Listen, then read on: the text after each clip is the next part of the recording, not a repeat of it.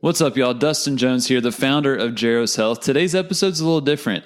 I'm going to be playing an interview that Christina Prevett and I did on Maestro on the Mic. That's the podcast by the Movement Maestro. That's Dr. Shante Cofield out in California.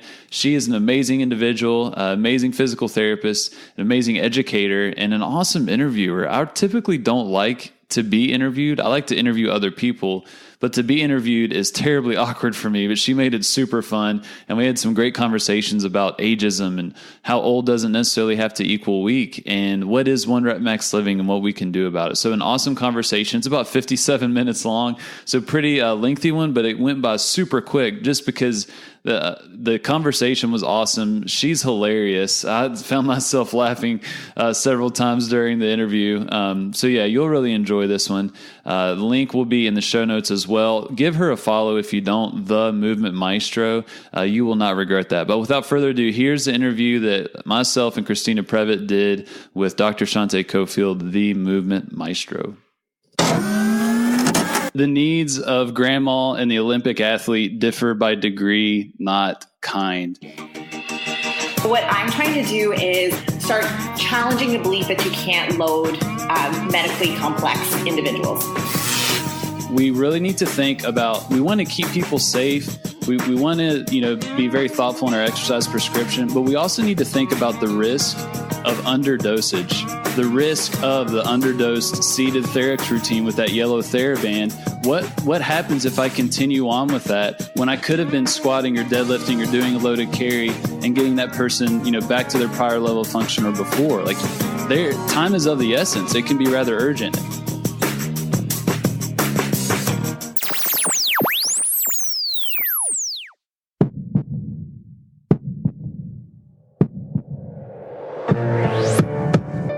This is Maestro on the Mic, a podcast designed to help you change your mindset and your life. It is time for something new. Join host Dr. Shante Cofield, also known as the Movement Maestro, on a journey to see the bigger picture. Open your eyes. Find your passion. And discover how movement unites us all. Let's get it poppin'. This is Maestro on the Mic. I'm the Maestro, and you're about to get maestrofied. 3, 2, 1. Hey you guys, Maestro here, coming at you live with another episode of Maestro on the Mic. Today I have with me not one, but two special guests. I have owner, I want to say Doc McFunkins again. You're allowed to. I have owner Dustin Jones and partner Christina Prevett. They work for GEROS Health. They created this thing, and I knew immediately that I had to bring them on. I'm going to leave it to them to explain exactly what it is, but just know that their mantra is making it easy for you to better serve older adults. So without further ado, welcome to the show, Justin and Christina. Thanks for hopping on, guys. Yeah, no problem. Yeah, thanks for having us. It's cool to get to talk to you in, I guess not real life, but over the internet, because I see all your stories. More real. Yeah, that's all the stuff you do on social media. So it's cool to see you're a real person and get to chat with you. All right, both of us. Speaking of, this guy, we're trying to start the podcast, and he was like, oh, wait, I have to do a story. So I love it. That's where we connected. It's the best freaking platform out there. Yeah. So, Doc McFunkins, can we hop on in and can you tell the people what exactly GEROS is? Okay, so GEROS, I'll go back to the beginning, the birth story, if you will. That may be helpful. Yes. So I am a physical therapist. I've been working in the field since 2011. Started off with kind of a fitness ortho background, and then found myself in working in a nursing home and then also home health. And that setting, as a lot of people may know that have heard of home health, it can be challenging and very isolating. And at that time, no one on the internet was really speaking to those types of clinicians or speaking to how to really serve older adults well. All the content and material was about, the 17-year-old female soccer athlete coming back from her ACL surgery, for example. And so there was a problem. And I was really struggling in my work, so I decided to create a podcast to be able to talk to really smart people. So that was called Senior Rehab Project. Christina Prevett, at that time, was starting to pursue her PhD. She was coaching in a CrossFit box and created this class of mainly older adults. And I was really intrigued by what she was doing. She was one of the first few people that I had on to interview. And so fast forward a few years, we decided to rebrand to GEROS Health to really encompass more of what we're about. We're really trying to promote health, and sometimes that's outside of the rehab sphere or rehabilitation. Yeah. And we were finding more and more fitness professionals in our community group, our Facebook group, and listening to the podcast and interacting online. So we decided to rebrand. And at that time, Christy and I have been teaching courses together with the Institute of Clinical Excellence, and she came on board as a partner. And so, yeah, that's the quick and dirty. What would you add to that, Christina? Am I missing anything?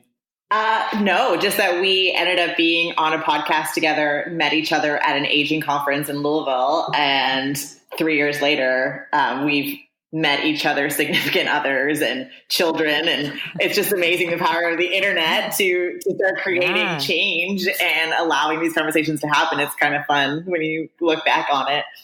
It's crazy. It's kind of awkward. When I tell my parents this stuff, they're like, wait, so you're traveling to the middle of nowhere, Wyoming, to teach a course with this woman from Canada that you've only met twice? And I'm like, yeah, exactly. It sounds totally fine to me. Yes, it's 100% what is happening.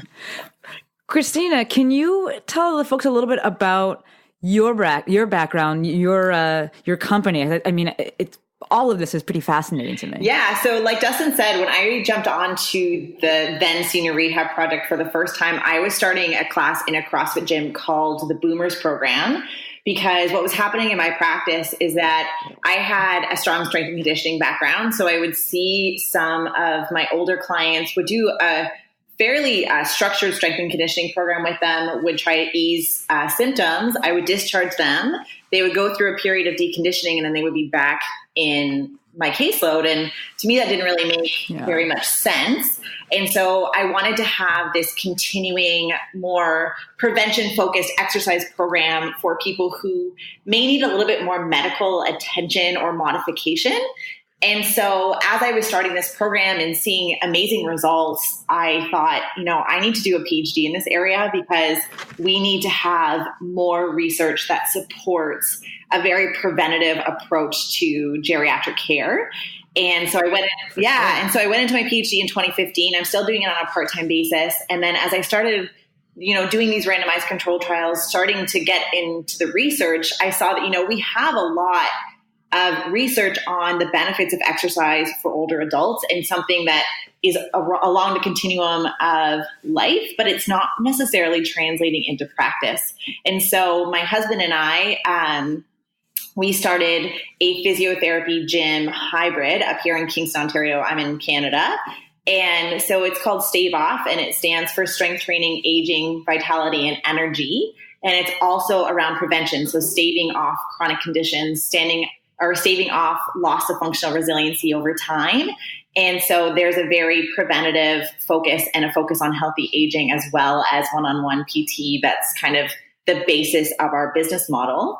And now Stave Off is partnering with GEROS to try and help other clinicians get into more preventative healthcare strategies. So really exciting stuff. So good. Was it difficult for you actually, two questions.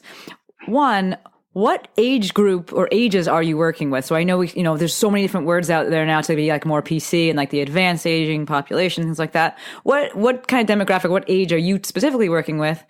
Ages, I should say, are you specifically working with? And was it hard for you to get clients? Yeah, that's a great question. So I would say that we tend to focus on the 50 plus. So we have a lot of people who are coming in who don't necessarily want to go to seniors exercise programs because it's not challenging enough. Just because of some systems level issues and the amount of, supervision that you can have based on funding models, et cetera, et cetera. You can get into whole other tangents with that. But so we try and get people into our programming a little bit before that. So we try and get into group exercise programs for people who we've started with specifically targeting arthritis, and we've kind of expanded our scope from there. So I would say 50 to 85 tends to be my jam demographic. And in terms of how we're outreaching with them, you know, people think that some of our older clients aren't on social media, but that is not true. And we've had a lot of success with targeting community workshops and things through Facebook, actually. And yeah, you know, sure. because the younger demographic, they scroll through Instagram and Facebook so fast. But my clients who are in their 50s, they read their Facebook posts. What? I know. I don't even know how to do that anymore. Like, wait, there's a caption? No. The caption's too long. What's the hashtag? TLDR, too long, don't read. This is amazing. I didn't even think about that, but that makes total sense. That yes, they are on social media, just a different platform than many of us may be used to, you know, doing so much on Instagram. And that is phenomenal. Doc McFunkin. Yo. Can I ask you a question? So you guys are listening. I'm calling him Doc McFunkin. So right now we're using Zencastr as the recording platform. And when I signed on, there was another name in the room, and it was Doc McFunkins, and that's actually Dustin's official. It's his given name, but he goes by Dustin to seem more formal, apparently. So can you talk to us a little bit about the transition from kind of the nursing home setting or the SNF setting? Because a lot of the people listening, not a lot, but I know more people going into travel PT, and a lot of the placements are SNFs.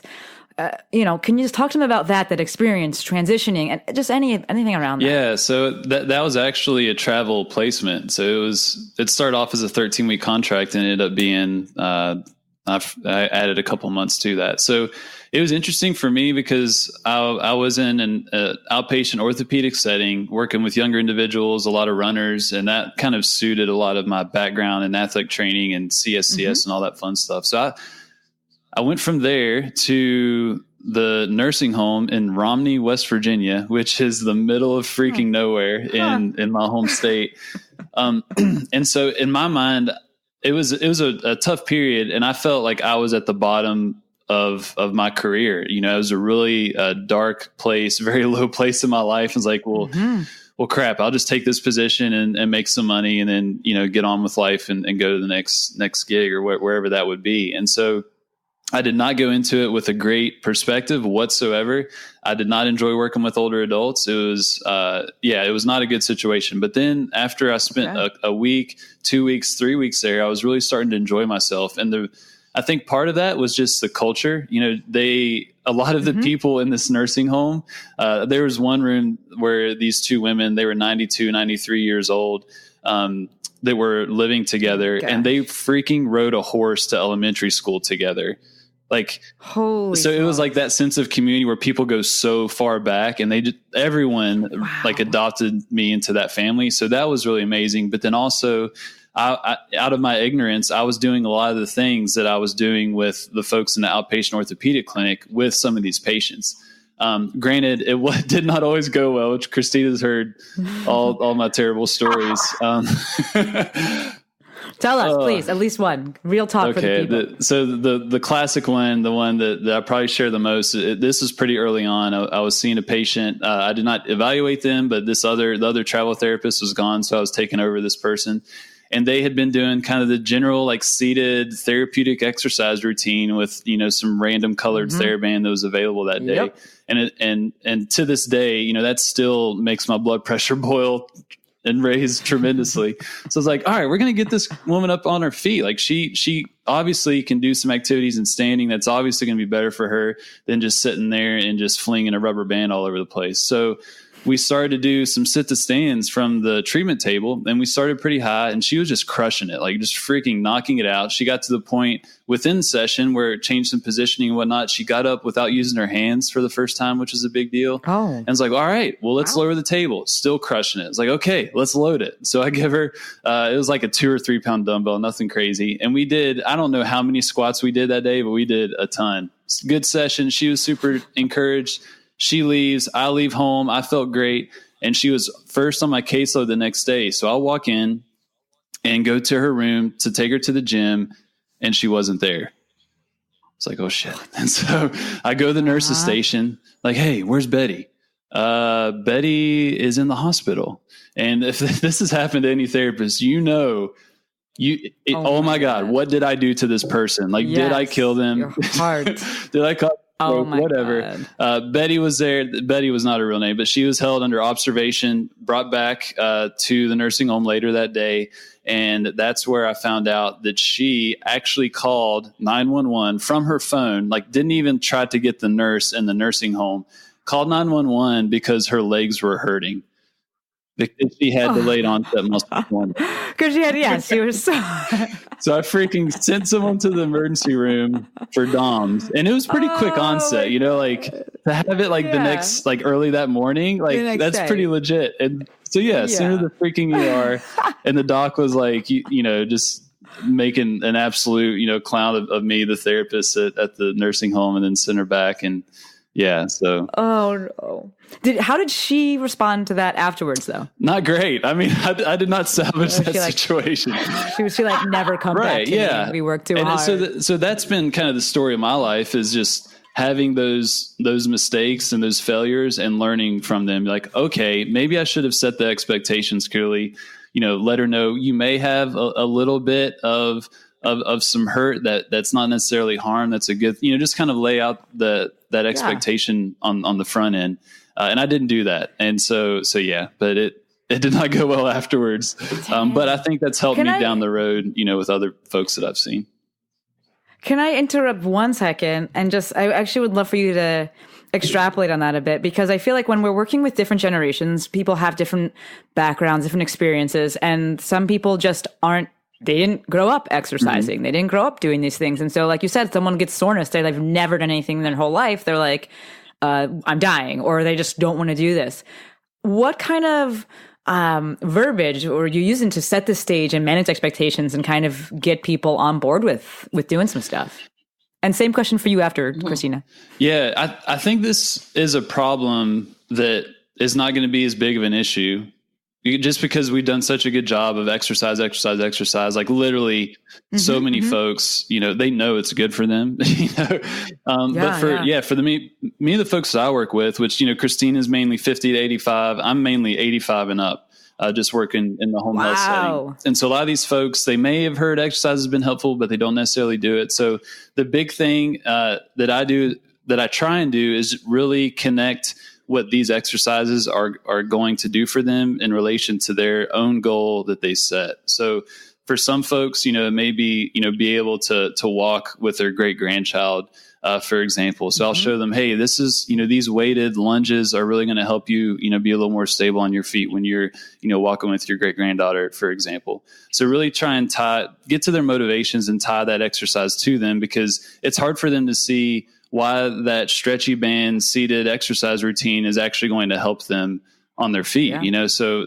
that's one. And then two, like I said before, just setting those expectations to know, all right, that you may be a little sore, kind of poke around, like that may be a little tender, but you didn't hurt yourself. That's actually a good thing. That's a sign that we're probably going to get some good adaptations. Like that's kind of what we want. We want to push it hard, and you're going to recover and you're going to get better, but then also give them realistic expectations that, there may be a regression, and we can work around that. We're going to modify this exercise to where you can do it without pain, or we'll try this other activity so you can continue to progress with your strength, with your fitness, because regressions are pretty common, especially with the folks that I work with. So kind of setting the stage, setting clear expectations, and really getting to their desires and motivations and connecting the interventions to that.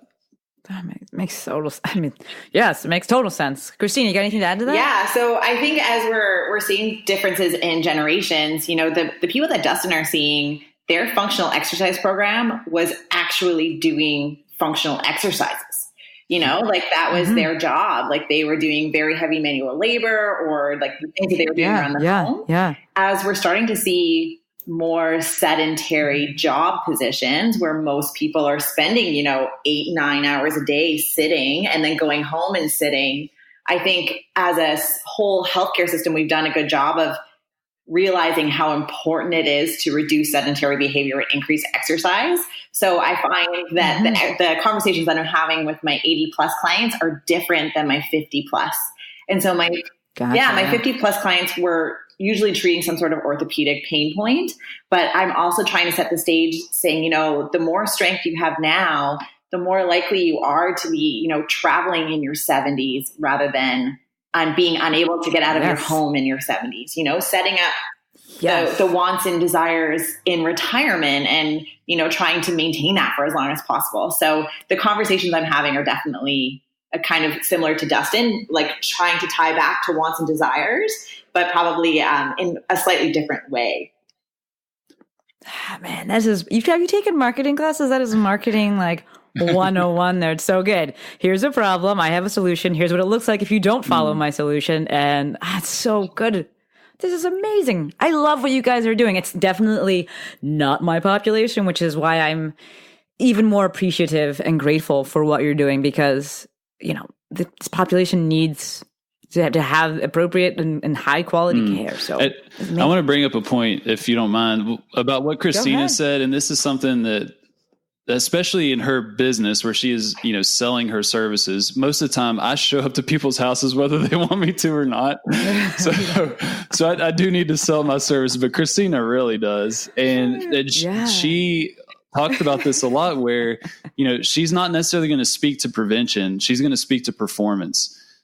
Absolutely. So not trying to say, okay, if you come to Stave Off and sign up for 3 months of the Conquer Fitness program, you're going to prevent a fall by X%. Like she's not saying that. She's going to say, you're going to be a badass. You're going to be able to play with your grandkid. Yes. You're going to be able to take that trip to Italy and be able to walk 10 miles a day and see all the sights and blah, blah, blah. So performance over prevention all day long. All you guys listening, write that down. Performance over prevention all day long. Doesn't matter what demographic you're working with. I see this so much on social media. Like, if you don't do this, then you're going to have this paid, and then just make people badasses. I had that Kathy Sierra episode, and that's what she's done so well. Make your patients, your clients, your customers, whoever's coming to you, show them how you can make them badass and how they can make themselves badass. Doesn't matter what age that is. Yes, that is awesome, Dustin. Awesome. One of the things. Can we circle? Sorry, can I just say one more thing? No, not sorry. Go. The more that you know Dustin and I, the more that we go off on tangents about certain things. So this is definitely one of them. Keep on going. But so good. I connected with one of the health units in my city, and they said, "Will you donate your space? We want to do a health prevention day for a community outreach initiative." And I said, "Sure, no problem." But in the back of my mind, I said, how many people, unless they're having recurrent falls, are really thinking about falls and trying to avoid them, right? Like, what's our messaging there? Yeah.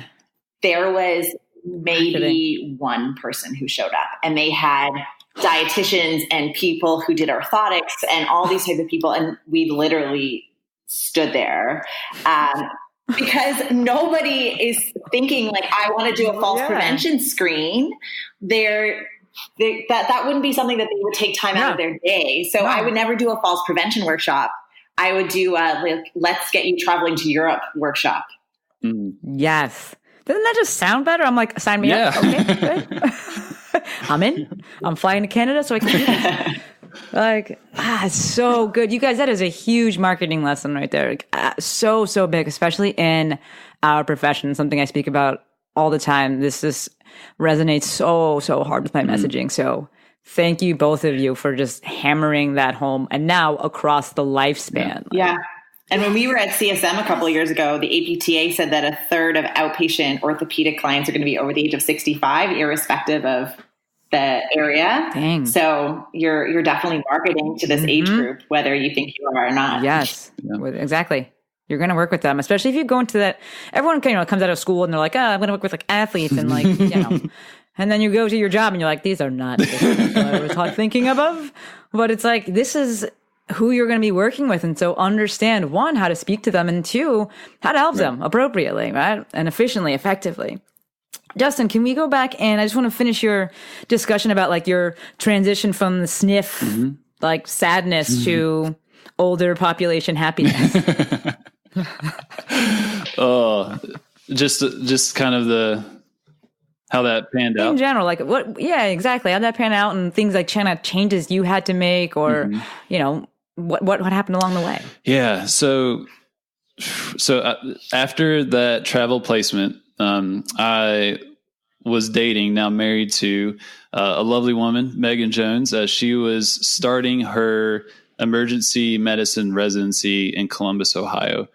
So cool. she was in medical school, and then she was moving to Columbus. So I'm there with her. So I left that travel placement, went to Columbus, and at that time, I still had the desire of being that kind of. I wanted to be a doc in a box. Basically, I was a big K-Star fan, and partnered with. Exactly.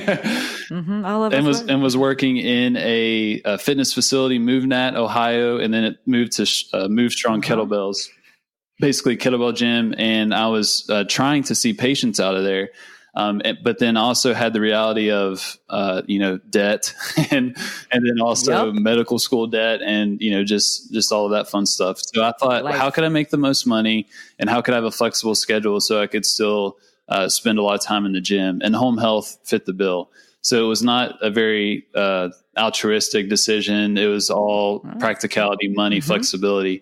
And as the longer I spent in that setting, the less I spent time in the gym and the more I was driving around to people's homes. And now I feel like I'm swinging back to being in the gym more and more and less in people's homes. But I just really fell in love with it. The going around to different parts of Columbus and meeting different types of people and actually going into their home. And it was just a huge cultural lesson for me, especially because I grew up in West Virginia, and you don't get exposed to too much, just being in that place. And a lot of, I just didn't get a lot of diversity and a lot of exposure. And so this was like a crash course to cultural competency 101.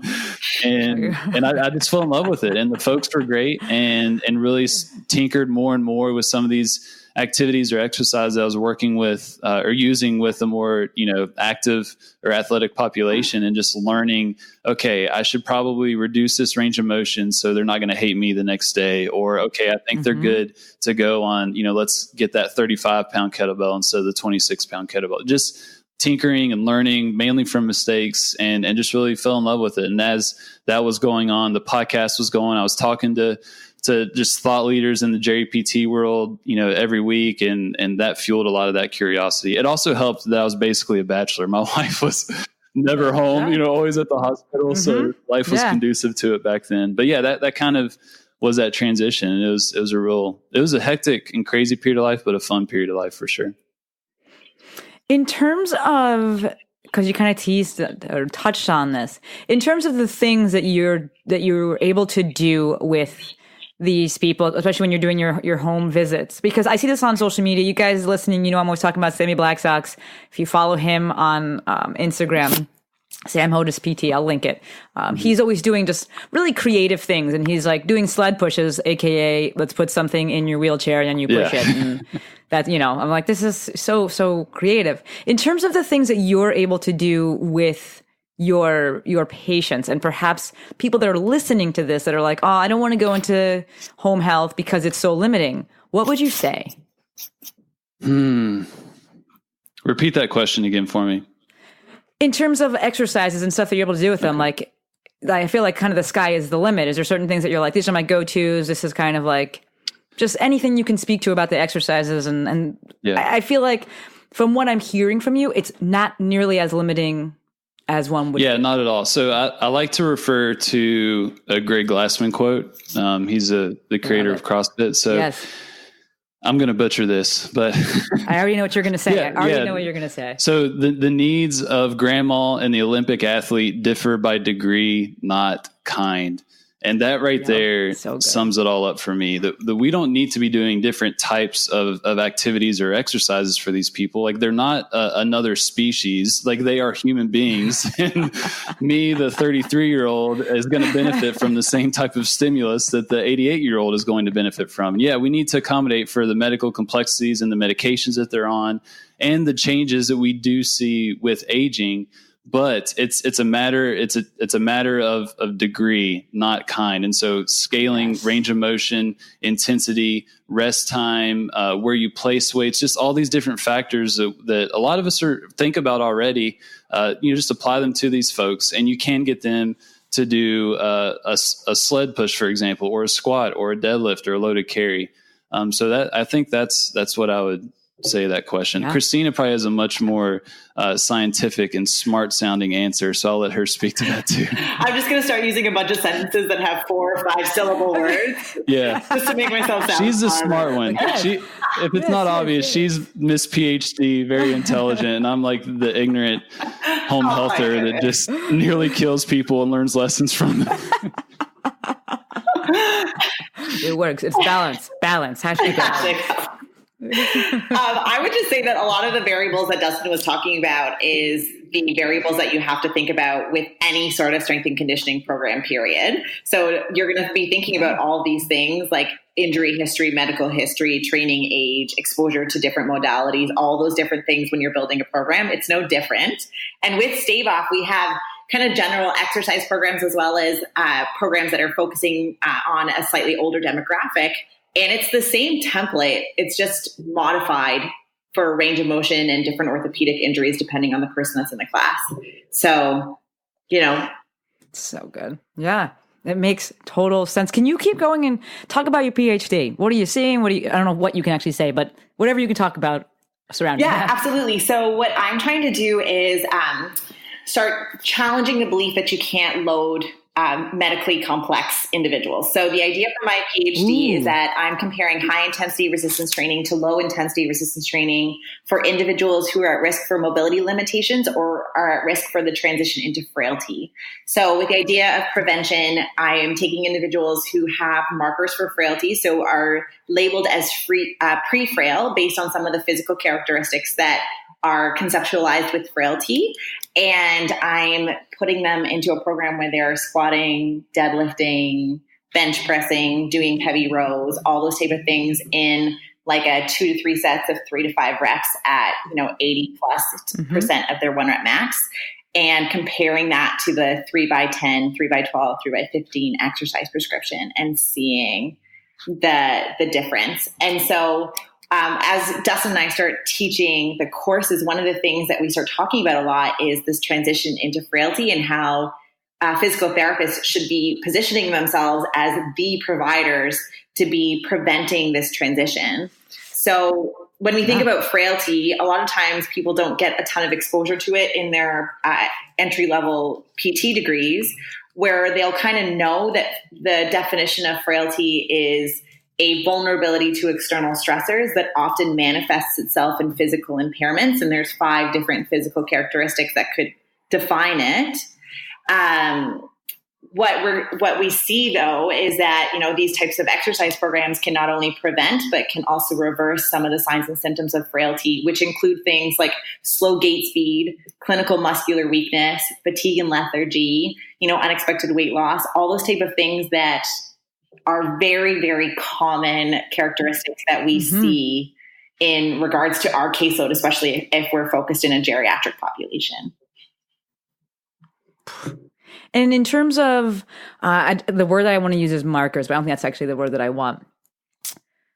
What's the youngest age that within the studies that you're doing? So the average age in the research trials that I was doing was mid-70s. So like my average age is 73, 74. But most of my people were, between 65. And I think my oldest individual was 91. So I had a 91-year-old deadlifting and squatting. Yes. And his story was really great because he had a younger new girlfriend who was still doing yoga. So he was in his 90s. I think she was in her 70s or something. So significantly younger. Oh, wow. And one of his motivations for getting into the program was that he was going to try to keep up with her. Oh, yeah. I didn't ask very many more questions after that, though. I didn't you got something you didn't want to hear.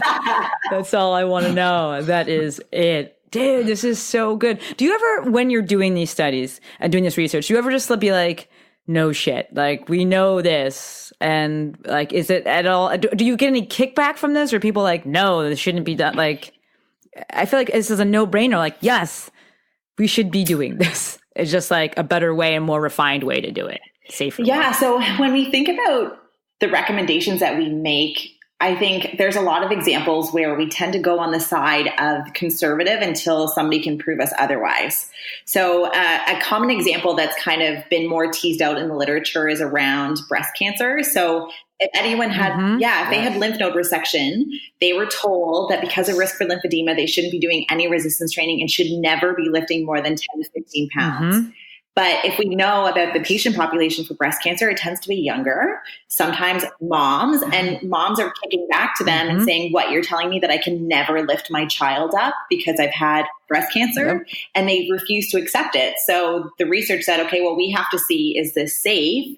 And now the literature is supporting that not only is resistance training safe, that if you're having an active flare-up of lymphedema, that you should hold off until it's kind of come down, but that individuals who are involved in, regular resistance training are less likely to experience symptoms of lymphedema at all post lymph node resection. And so I think we have to do the same thing in the geriatric population, where until we have these studies that are saying that if you want to choose 3 by 10, that's fine as long as progressive overload is present, but that doesn't mean that 3 by 5 is bad. And so, we talk about, Dustin and I talk about 1 rep max living in our courses. And so we really, really strongly believe that, we can load individuals more than we think. So good. Dustin, pick it up and talk about the courses. That was like a perfect transition, Christina. You're amazing. I want to bring up just the fact that we do or have gotten a lot of pushback when we do talk about deadlift, squats, some of these activities for folks. I would say initially, like back in 2015, 16, 17 with the podcast. And one thing that I've noticed, and Christina has as well, is that so many clinicians, like, they know it would be effective but they're so concerned about, is it safe? So a lot of the question is this actually safe for folks that are, 80, 85, 90, whatever, or with some type of cardiovascular event, or with a diagnosis of osteoporosis. And the research is still growing and building. And so what do we do in this kind of in between, where we can't say for certain that is 100% safe, but we do know that as humans it is effective. And so we really try and talk about risk versus reward. And so I'll speak a little bit to the courses, but Christina mentioned 1 rep max living. So that is someone that is their capacity, their physical capacity is at or near the demands of their daily life. So let's say someone can only deadlift 20 pounds, and let's say their laundry basket is 17, 18 pounds. If they're doing laundry regularly, lifting that basket at that percentage of their 1 rep max, that's a tough place to be in. That's very fatiguing, very tiring. And anyone that has tested their 1 rep max, like it's tough. When you put it that way, like, well, shit, right, that's terrible. It's tough, but it also lends people to a very vulnerable situation, like Christina mentioned before, where they are at risk for functional decline, for potentially a fall for some folks, or for a lot of people that I work with, at risk for being readmitted into the hospital. And so we really need to think about, we want to keep people safe. We want to, be very thoughtful in our exercise prescription, but we also need to think about the risk of underdosage, the risk of the underdosed seated Therex routine with that yellow TheraBand. What happens if I continue on with that when I could have been squatting or deadlifting or doing a loaded carry and getting that person, back to their prior level of function or before? Like, their time is of the essence. It can be rather urgent. And so in our course, Modern Management of the Older Adult, we're really trying to paint that picture of who these folks are. And it's a lot of people in several settings, in outpatient orthopedic clinic, you have people coming to your clinic, but they may look like they're doing fine walking into the door, but in their day-to-day life, me as a home health therapist, I can tell you a lot of times it's an absolute wreck. They may have a tough time being able to go down the steps into their basement to do their laundry, or to work the sweeper, or to clean, or to mow, or all these different things. It's in outpatient orthopedics, it's in SNFs, it's in home health. So how can we really assess these folks to identify risk and that level of urgency? And then how can we modify and scale these activities and exercises to these folks, even in the presence of medication lists of 20 plus meds, or, the laundry list of medical diagnoses? So that's kind of the basis of the course, and something that we hit super hard on. Amazing. Christina, please continue and perhaps elaborate on like kind of the nuances or the didactics, the logistics, I guess I should say, of the course. Basically, I want you to promote this so that people know. Tell me more about this. Well, Dustin and I are making geriatrics sexy, so you should definitely come to our course. Done. So, but we have two versions of the course. We have an online version where it's an 8-week course where you have the opportunity, if we're not coming to an area near you, that you can have lectures and labs that go through different areas of aging. So aging physiology, exercise prescription, falls prevention, psychosocial considerations, cognitive decline, et cetera, et cetera. And we meet up every 2 weeks to talk about materials, answer questions, and we act as a resource for you with your caseload as well as you're going through the course. And then you have access to the material for an indefinite amount of time as the new literature comes out and Dustin and I continue to refine the course. And then we have a 16-hour weekend course that is essentially a live rendition of the MMOA course that we've developed. So just the opportunity to work a little bit more hands-on if we're in an area near you. Lots of deadlifts, squats, loaded carries, floor transfers. The live courses, we typically leave, what would you say on average, Christina, that people in each lab where we do some of these different movements are walking away, maybe we've had somewhere of 5 to 12 PRs in their deadlift or squat. Granted, a lot of these folks never do these movements. So the first time is a PR, but it's a pretty cool who's attending?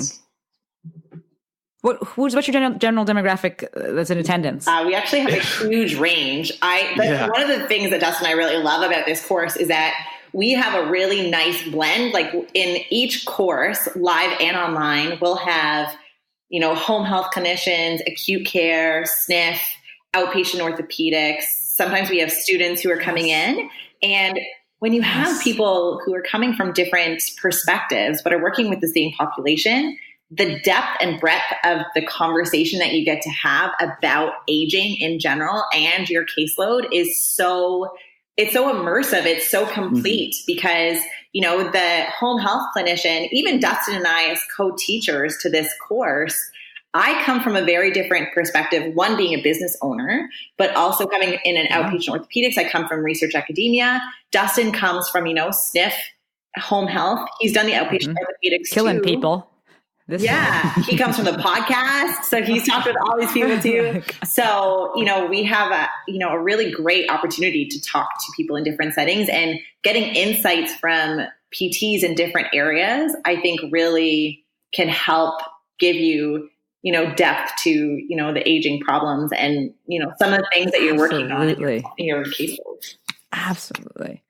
Let's plug it again real quick. And you guys listening, I always put it in the show notes, but I want you to say it out loud again because some people don't go to the show notes or they don't have it, whatever. What's the name of the course? Where can they find the courses? I guess I should say, because it's online and in person. All right. So it's Modern Management of the Older Adult is the name of the course. It is brought to you by the Institute of Clinical Excellence. That's the continuing education company that we do this course through. Maybe the easiest place to find this would be at geroshealth.com. And there's a tab that says courses. So GEROS health.com and click on the courses tab and you'll have all the information. If that doesn't tickle your fancy, just hit me up on social media or Christina, send us a message and we can definitely chat about it. And what are those handles? Mine is at GEROS Health, GEROS Health. And then Christina. Yeah, so you can follow me at Christina_Prevett, or you can follow the business at Stave Off. Stave Off. Spell your last name, Christina. Prevett. See, that's why I had her spell it, because I knew you guys were going to spell it with an I. See that? And the second one was Stave Off PT? No, just Stave Off. To Stave Off. I'm making things up over here. And Stave Off. So we got GEROS Health. We got Christina_Prevett. We have Stave Off. We have geroshealth.com. Go check those things out. You have all the information there. I'm not done asking you questions, though, guys. We'll wrap it up in a little bit, but I have a few more questions for you. Just because we're on this kind of continuing education theme, and that's what I do. And I get questions about like, how did you get into this? How did you do it? So I'm going to flip the question to you guys, whoever wants to answer first, fine. How'd you get into it? How'd you do it? Any advice you have to people that are maybe thinking about doing it? I'll let you answer this one, Christina. Okay, so the funny part was, so Dustin was doing the podcast for probably about, a year? And he sent out a survey basically asking his listenership and people who are in the Facebook group, what do you guys want from this podcast? And one of the major themes that came out was the need for a continuing education course that was specific to geriatrics. You know, there's a lot of courses out there that kind of touch on this would work with your older adult clients, but they're, and even now, I don't really know of any other ones other than our course that is very focused on, you know, the geriatric population. And so Dustin and I met for the first time in person at a conference in Louisville. And he had kind of reached out to Jeff Moore, who owns the Institute of Clinical Excellence, and said, you know, this is what my readership is really looking for. You should do this course. And Jeff said, well, why don't you do this course? And I will support you through ICE. And so Dustin was trying to say, no, I facilitate. I am not your guy. Yeah. So he's like, but I'll ask Christina to do it. And so I remember we were sitting and we were having dinner and he's like, you should do this course. And I said to him, like, I'm not doing this course unless you do it with me. And that was basically the start of this partnership. We talked to Jeff the next week, and I'm pretty sure 6 months later, the first online cohort started. So that was kind of how we got into it. And I don't know, I can't speak for Dustin, but it has been such a wild ride. And I have loved every second of speaking on the podcast and teaching. And I learned so much from our students, and it keeps me, you know, accountable to the literature on top of my PhD work. And it's just been such a positive experience. So I couldn't imagine myself not doing it now. Yeah. It really is the best, right? It is. It really is. It really is the best. Plug that podcast, please. Yeah. So we do the PT on Ice faculty does a daily show. So we do the PT on Ice daily show that has we have a bunch of different faculty members. So Wednesday is Jerry on Ice. So that's when Dustin and I alternate back and forth on the podcast, but we have leadership Thursdays and the prevention Mondays with Pop on Mondays and the fitness athlete Friday. So it's a daily, 15-minute podcast where each of our faculty kind of gets on there and daily. Yeah. Dang. So that we talk about a whole bunch of different things around PT. Yeah. And that's with the Institute of Clinical Excellence. That's the Con Ed company, PT on Ice daily show.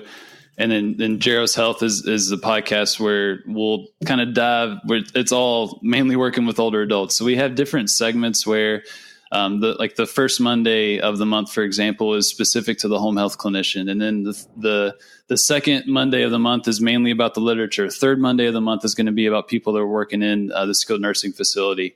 And so we have these different segments that really speak to people. And then Christine and I will re-air those PT on Ice episodes every week as well. So we're putting out 2 episodes a week for folks that do want to, sharpen the sword when you're working with older adults. Is a good place to go. So much value. Does this exist? I think the answer is no. Anywhere else? Is anyone else doing this? Well, Jimmy, our boy, Mr. PT Pintcast. I mean, he has a job with Fox Rehab, which is an amazing company, mainly on the East Coast right now. But they're moving. They're taking over the world, basically. But they're doing home visits, so it's different from home health. They're billing outpatient or Medicare Part B, but they're going to people's homes. So Jimmy, from what I understand, is helping out on the media side of things, and they have a podcast called Foxcast.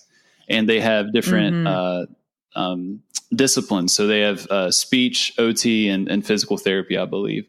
So he's doing a good job of speaking to that. But other than us and Jimmy, every once in a while, there's not really any other voices that I know of, at least. That's what it seems like. And that's 100% why I was like, I must get them on the podcast so that everyone else can hear about this. Because, collaboration, not competition, you can't be the jack of everything, the master, of everything. Right. And I'm like, this is not my wheelhouse. I don't even treat it anymore. So I'm like, let me bring on people that are doing this. And this is awesome. This is absolutely awesome. Before I let you guys go, actually, 2 questions. I have my general like wrap up question, but one more before I let you guys go. Dustin, GCS, talk to me. Whew.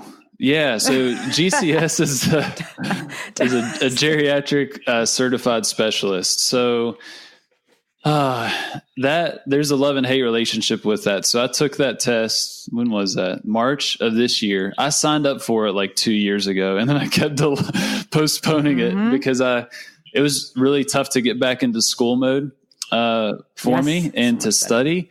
But I would say it has been helpful because it forces you to really sharpen up on things that are not sexy, but very significant. And so like medications, for example, urinary incontinence,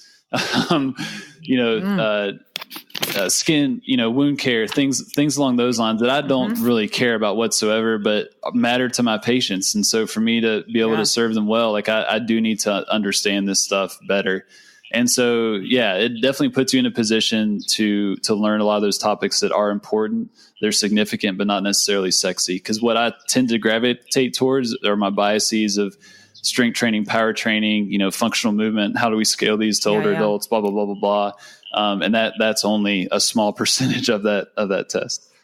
So I'd say it has helped, especially with a lot of my folks that are medically complex. That I feel even more confident in working with them and challenging them appropriately. So yeah, net positive, I think.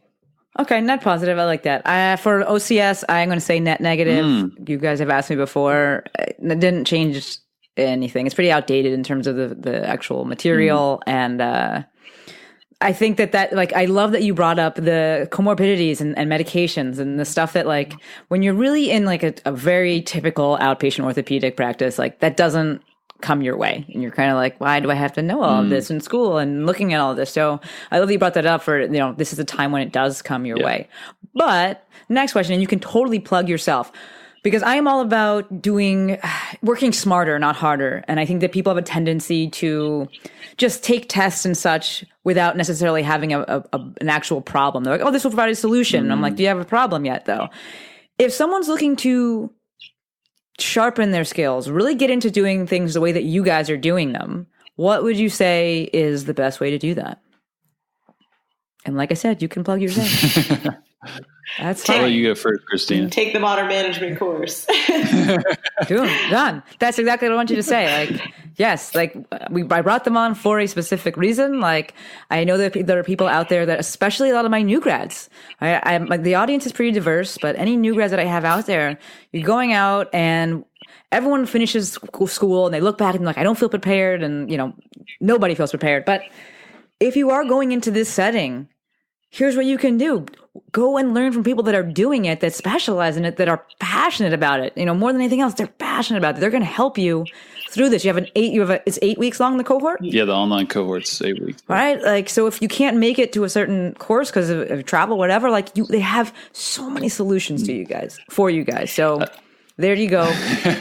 Problem. I feel I do. I want to throw my 2 cents there. Take the course. We would love you to take the course. But I think a big thing for me is really challenging our profession's perception of older adults, just with so many students, new grads, even seasoned clinicians, just how we perceive older adults in terms of, particular stereotypes we have of them, what they are capable of or what they are not capable of. We have so many preconceived assumptions that are just not accurate to reality. And so one big mission for us is to really abolish ageism, like Tim Fox says from Fox Rehab. And so I think one of the best ways, or one way that has been very helpful for me, is just to spend more time around people older than you. So when that patient comes in and, everything in you wants to pass this on to, the other clinician or whatever, staff, like take that 85-year-old and spend time with them, work with them, try some of these different things of scaling range of motion or weight, get them on their feet, challenge them. And you will be shocked at what you'll learn just by being around them, talking to them. Because, these people have been alive for 80, 90 years. Like that is freaking amazing. It's amazing. And you're going to see a lesson that I learned very quickly is that I often got a bigger percentage gain or difference by working with these older adults than I did with the 17 or 18-year-old or the collegiate athlete. Like these folks respond super well to properly dosed strength training that's progressive, a lot of times because they're so deconditioned that they're going to respond very quickly. And you can really be that person that's going to alter the trajectory of their life. So it's a very cool situation that I don't think a lot of people take advantage of enough. So spend more time around older people and you will, I think you'll be better as a result, and take the course as well. Yes. That's amazing. That's like a mic drop. That was so good, because that's what we do. You get that patient, you have there's just like a handful of patients that come into the clinic and you're like, oh, fibro, I don't want that one. Right, exactly. Oh, older person, I don't want that one. Oh, thumb, I don't want that one. That's amazing. Before I let you guys go officially then, Christina, do you have anything you would like to leave the people with? That's a good question. No, just that, a lot of times kind of building off what Dustin said, the people that have been my most rewarding clients have been my older clients that I have been able to achieve a certain level of strength that they're able to pick up their grandchild, or they are able to, walk outside without pain. And for me, I weightlift, I'm a competitive weightlifter. And so I work with a lot of barbell athletes as well. But for me, the person that's always going to be my favorite client is that one that, was having back pain every night because they have to take care of their grandkid who's 30 pounds and they can't pick 30 pounds up. And then I'm able to get them to that level of strength and they don't have back pain anymore, because that is life, life changing. Yeah. You change their life. Yeah. That's what people get into this profession for. Yeah. To be we get into this because we want to help. And that's why we're scared to promote our own courses. We're I just want to help you. It's true. That is it. You guys listening, so many bombs dropped, and just, you can hear the passion in their voices, which is one of the reasons I love doing a podcast, because you really get to hear people. A lot of it can be lost with social media and the short clips and things like that, but they give you so many resources. They are all linked in the show notes. So please go there, follow them on social media, reach out to them on social media, take their class, listen to the podcast, and let's get rid of ageism. Boom. No need. All right, let's get rid. You guys, thank you so much for joining. This was awesome. Christina, Doc McFunkin, I know you're busy. Different time zones here. Thank you. That's your name from now on. Okay, I got you. Thank you guys so very much for joining. Honestly, thank you for having us. Thank you. I'm screwing up your outro, but I just want to say thank you for how you're leveraging social media, and just you're changing how people interact online. You're influencing folks to be more authentic and real, and just kind of share other side to themselves, especially in the professional spheres, which I've been really intrigued by that, just kind of observing and watching on Instagram and just seeing you grow. So yeah, kudos to you and what you're doing. Keep grinding. And it's cool to see how you're influencing patterns and behaviors of other people in our profession online. So it's cool to see. I appreciate that. I'm cutting that whole part out because I messed up the outro, but I appreciate that, my dude. Truly. You guys listening, this is a great episode. Go back, listen to it one more time. Take notes. It's in the show notes just in case. Connect with people. That's what I'm all about. Doc McFunkins was just talking about that. I'm all about connection. So if you're I'm still confused, I still have more questions, reach out to them. All right? Do it. Movement unites us all. You guys listening, thank you. I know you could have been doing anything and you chose to listen to us. And then for that, I am endlessly appreciative. I'm not going to ask you for any likes, not going to ask you for a follow, subscription, anything like that. If you like this episode, I want you to go to Instagram and check out GEROS Health, GEROS Health, and see what they're up to. All right, officially wrapping up this time. Until next time, friends, Doc McFunkins, Christina, and Maestro, we out.